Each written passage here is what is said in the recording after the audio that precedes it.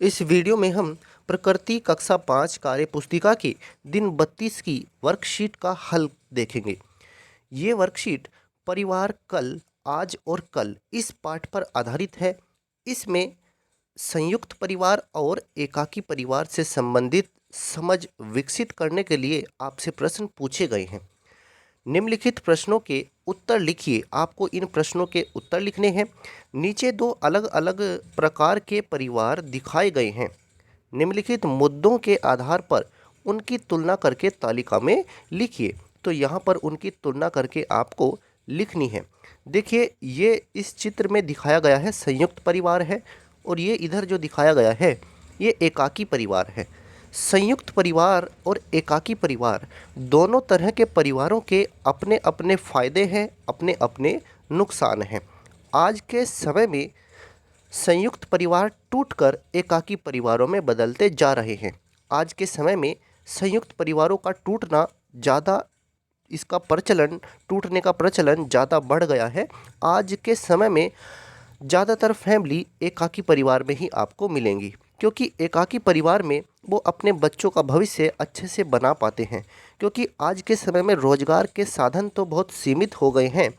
संयुक्त परिवार में ज़्यादा सदस्य होते हैं, और अगर मान लीजिए कमाने वाले सदस्य कम हों तो फिर पूरे परिवार का भरण पोषण करना बहुत ज़्यादा आसान नहीं रह जाता है। फिर कहीं ना कहीं जो कमाने वाले सदस्य होते हैं उनके बच्चों का भविष्य भी उस तरह से अच्छा नहीं हो पाता जैसा वो एकाकी परिवार में कर पाते हैं। संयुक्त परिवार में अगर हम महिलाओं की बात करें तो ज़्यादातर महिलाओं का फिर व्यक्तित्व उतना नहीं निखर पाता जितना वो एकाकी परिवार में निखार सकती हैं। क्योंकि संयुक्त परिवार में तो काम ज़्यादा करना पड़ता है, दिन भर वो काम में लगी रहती हैं, जबकि एकाकी परिवार में उन्हें इतना काम नहीं रहता है और वो अपने व्यक्तित्व विकास के लिए और भी उपाय कर सकती हैं। तो देखते हैं किस तरह के अंतरों के आधार पर, किस तरह के मुद्दों के आधार पर यहाँ पर तुलना की गई है। सबसे पहले आपसे पूछा गया है कैसा परिवार है, संयुक्त है या एकाकी। तो ये वाले चित्र में संयुक्त परिवार है और इसमें एकाकी परिवार है। आगे, किस परिवार में जिम्मेदारियां बच्चों की देखभाल की, घर के और बाहर के कामों की आदि ज़्यादा होती हैं। देखिए, संयुक्त परिवार में जिम्मेदारियां बंट जाती हैं। मान लीजिए उसमें 10 सदस्य हैं तो एक सदस्य बाहर का काम देख रहा है, दूसरा सदस्य खेत का काम देख रहा है, या 2-3 सदस्य मिलकर के खेत का काम कर रहे हैं। कोई दूसरे सदस्य हैं जो बच्चों को पढ़ा रहे हैं, या एक सदस्य ऐसे हैं जो बच्चों को खिला रहे हैं। तो अलग अलग जो है जिम्मेदारियां संयुक्त परिवार में बंट जाती हैं, इसलिए इसमें ज़्यादा बोझ नहीं लगता है जिम्मेदारियों का। तो संयुक्त परिवार में क्या है, परिवार के सदस्यों के बीच काम बंट जाते हैं, इसलिए जिम्मेदारियां कम हो जाती हैं किसमें, संयुक्त परिवार में। जबकि अगर हम बात करें एकाकी परिवार की, तो एकाकी परिवार में मम्मी पापा और उनके बच्चे। तो अगर मम्मी पापा जॉब करते हैं, बाहर जाते हैं, तो बाहर के काम भी उन्हें ही देखने हैं, बच्चों की देखभाल भी उन्हें ही करनी है, बाहर के और घर के सब काम उन्हें ही करने होते हैं। तो इसलिए उनकी जिम्मेदारियां ज़्यादा बढ़ जाती हैं। तो किस परिवार में जिम्मेदारियां ज़्यादा होती हैं, तो एकाकी परिवार में जिम्मेदारियां ज़्यादा होती हैं। इस परिवार की जिम्मेदारियां ज़्यादा होती है, ये आपको बताना है। अब देखते हैं अगले मुद्दे को जिस पर इन्होंने अंतर पूछा है। परिवार के फैसले कौन लेते हैं। देखिए, जो संयुक्त परिवार होते हैं, ये भारत में पुराने समय से संयुक्त परिवारों की ही प्रथा रही है। अब धीरे धीरे चलन एकाकी परिवार की ओर बढ़ गया है। वैसे तो अगर देखा जाए, एक संयुक्त परिवार में ही कई एकाकी परिवार होते हैं, एक संयुक्त परिवार में ही कई एकाकी परिवार होते हैं। तो यहाँ पर परिवार के फैसले कौन लेता है, तो संयुक्त परिवार में घर के मुखिया जो होते हैं, जो सबसे बुजुर्ग सदस्य होते हैं, वो घर के मुखिया होते हैं। उन्हीं के फैसले यहाँ पर मानने पड़ते हैं। जैसे मान लीजिए घर के मुखिया दादाजी हैं, तो उनके फैसले चलते हैं। दादी जो होती हैं वो सलाह उन्हें दे सकती है उनके फैसलों में, पर उनके दादी के फैसले ज़्यादा कारगर नहीं होते। दादाजी घर के मुखिया होते हैं, तो उनके फैसले सबसे ज़्यादा चलते हैं। अब ऐसे ही अगर हम बात करें एकाकी परिवार की, तो यहाँ पापा और मम्मी वो दोनों आपस में मिल करके अपने घर के फैसले ले सकते हैं, अपने परिवार के लिए फैसले ले सकते हैं, दोनों सलाह कर सकते हैं। इसलिए एकाकी परिवारों का चलन ज़्यादा बढ़ा है। अब देखते हैं अगले मुद्दे को, किस परिवार में रहने से अधिक फ़ायदे होते हैं। देखिए, वैसे तो हर एक परिवार के अपने फ़ायदे हैं, अपने नुकसान हैं। कई बार एकाकी परिवार में हम वो सब हासिल नहीं कर पाते जो हम संयुक्त परिवार में रहकर हासिल कर सकते हैं, और कई बार हम संयुक्त परिवार में हासिल वो सब नहीं कर पाते जो हम एकाकी परिवार में रहकर हासिल कर सकते हैं।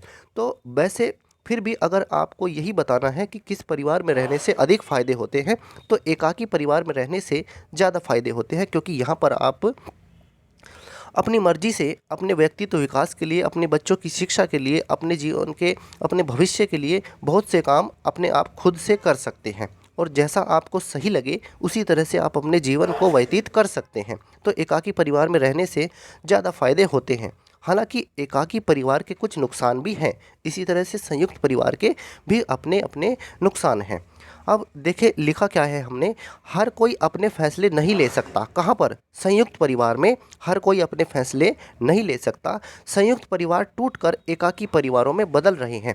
ठीक है, तो किस परिवार में रहने से अधिक फ़ायदे हैं, तो आप लिखेंगे एकाकी परिवार में। एकाकी परिवार में रहने से अधिक फ़ायदे हैं। अब यहाँ पर देखिए, यहाँ पर आप अपने फैसले खुद ले सकते हैं। किसमें? एकाकी परिवार में। छोटा परिवार, सुखी परिवार, आज सब जो हैं इसी अवधारणा पर चल रहे हैं। छोटा परिवार, सुखी परिवार, इसी की अवधारणा पर चल रहे हैं, क्योंकि आज जो है कमाई के साधन बहुत सीमित हो गए हैं, बेरोजगारी बहुत ज़्यादा हो गई है, इसलिए हर कोई अपने परिवार को छोटा रखना चाहता है। अब देखते हैं किस परिवार में रहने से अधिक परेशानियां होती हैं। देखिए, संयुक्त परिवार में रहने से अधिक परेशानियां होती हैं, क्योंकि सबसे ज़्यादा तो ये बात है कि यहाँ परिवार में कई परिवार हैं, एक ही परिवार के अंदर कई परिवार होते हैं, तो सबकी अपनी अपनी समस्याएं होती हैं, झगड़े ज़्यादा होते हैं, झगड़े झगड़े होने की संभावनाएं इसमें ज़्यादा होती हैं संयुक्त परिवार में। दूसरी चीज़ ये है, मान लीजिए वहाँ पर 15 सदस्य रह रहे हैं, लेकिन कमाने के लिए सिर्फ 2 या 3 ही सदस्य हैं, तो 2-3 सदस्यों की कमाई 15 सदस्य खा रहे हैं, तो उसमें कहीं ना कहीं फिर उनके अंदर ये भी भावना आ जाती है कि कमा कर तो हम ला रहे हैं और ये बैठे बिठाए खा रहे हैं। तो ये भावना भी जो है परिवारों को तोड़ने का काम करती है, और भी अलग अलग तरह की समस्याएं हो सकती हैं, तो जिससे परिवार टूट जाते हैं। तो ज़्यादा समस्याएं संयुक्त परिवारों में ही रहती हैं, और अगर बात करें एकाकी परिवार की, तो यहाँ झगड़े की संभावना बहुत कम होती है, व्यक्तित्व विकास के अधिक अवसर मिलते हैं। तो इसलिए आप ये बताएंगे कि किस परिवार में रहने से अधिक परेशानियां होती हैं, तो संयुक्त परिवार में रहने से अधिक परेशानियां होती हैं। कई बार ऐसा भी होता है कि कई सदस्यों के विचार आपस में नहीं मिल पाते, जिससे परिवार टूट जाते हैं। लेकिन यहाँ पर क्या होता है, यहाँ पर इतनी संभावनाएं परिवारों को टूटने की नहीं होती हैं, तो आप ये बताएंगे। अब देखते हैं अगले प्रश्न को, आप किस प्रकार के परिवार में रहते हैं। अगर आपका परिवार परिवार संयुक्त है या एकाकी है, आप यहाँ पर लिख देना। जैसे उदाहरण में हमने लिख दिया है कि हम एकाकी परिवार में रहते हैं।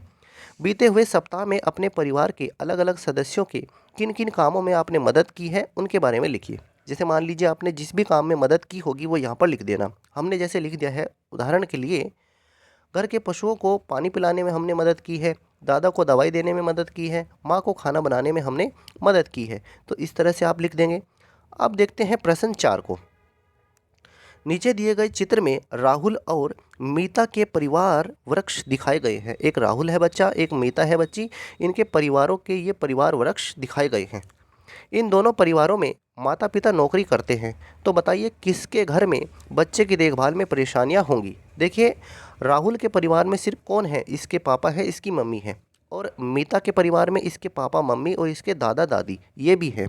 तो अगर मीता के मम्मी पापा जॉब करने के लिए बाहर चले जाएंगे, तो मीता का ध्यान रखने के लिए इसके दादा और इसकी दादी मौजूद हैं, तो इन्हें अधिक परेशानी नहीं होगी, जबकि परेशानी होगी राहुल को। राहुल के मम्मी पापा जब बाहर चले जाएंगे, तो फिर राहुल की देखभाल करने की परेशानी इस परिवार में ज़्यादा है, तो यही आप लिखेंगे। तो यहाँ पर लिखना क्या है, राहुल के घर में बच्चे की देखभाल में परेशानियाँ होंगी, क्योंकि राहुल के माता पिता को अपनी ड्यूटी के समय राहुल से दूर रहना पड़ेगा, जबकि मीता की देखभाल सुबह और रमीला कर सकते हैं, वो उसके दादा दादी कर सकते हैं। आगे देखते हैं, 5वां प्रश्न है, परिवार के साथ रहने से क्या क्या फ़ायदे होते हैं। देखिए, मनुष्य वैसे तो परिवार में ही रह सकता है, परिवार में ही वो अपना जीवन सही से बिता सकता है, क्योंकि जंगल में रहना उसके बस की बात नहीं है। तो परिवार में रहने से हमें क्या क्या फ़ायदे होते हैं। परिवार में रहकर ही परिवार में हमारी ज़रूरतें पूरी होती हैं। परिवार में रहने से ही हमें समाज में पहचान मिलती है। परिवार हमारी रक्षा भी करता है। हमें जीवन में आगे बढ़ने की हिम्मत भी परिवार से ही मिलती है। तो और भी बहुत सी बातें हैं जो हमें परिवार में रहने से ही मिलती हैं। आप इनको याद कर लेना, इनको ही लिख लेना अपनी वर्कबुक में। तो इस तरह से ये प्रकृति कक्षा 5 कार्य पुस्तिका के दिन 32 की वर्कशीट का हल है। अगर आपको यह वीडियो अच्छा लगा है तो इसको लाइक कीजिए, शेयर कीजिए। धन्यवाद।